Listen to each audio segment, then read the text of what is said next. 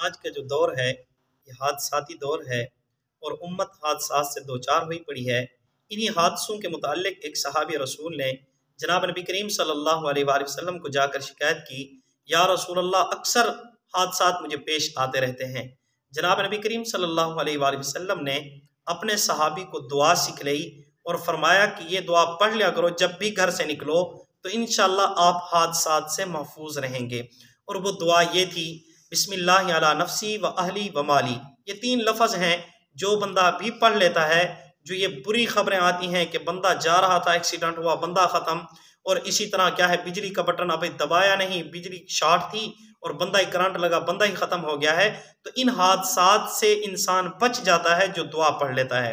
اور آپ کو پتا ہے ایک بادشاہ بیمار تھا تو سارے طبیبوں نے اس کا علاج کیا، حکیموں نے، لیکن وہ ٹھیک نہیں ہو رہا تھا۔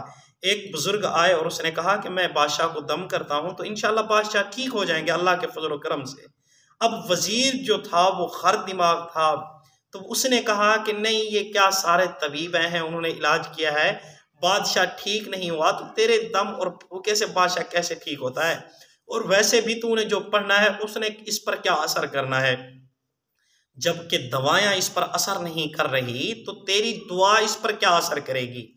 اس نے کہا بہت کچھ اثر کرے گی، تو مجھے دم تو کرنے دے۔ وزیر نے کہا میں کسی صورت بھی دم نہیں کرنے دیتا۔ اس نے کہا الفاظ کی کوئی تاثیر نہیں ہوتی۔ بزرگ نے کہا الفاظ کی بہت تاثیر ہوتی ہے، مجھے دم کرنے دو۔ اسے سمجھاتے رہے بزرگ، لیکن اسے سمجھ نہ آئی۔ بزرگ نے کہا تو بندہ ہی بے وقوف ہے۔ جب ایسا بزرگ نے فرمایا تو وزیر غصے کے اندر آ گیا، ہاں تو نے مجھے بے وقوف کہہ دیا ہے؟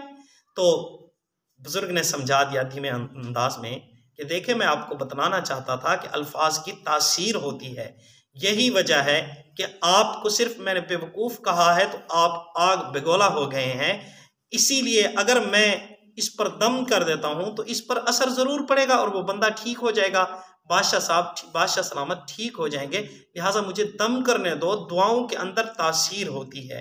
تو جیسے ہی بزرگ نے بادشاہ کو دم کیا تو بادشاہ ٹھیک ہو گیا۔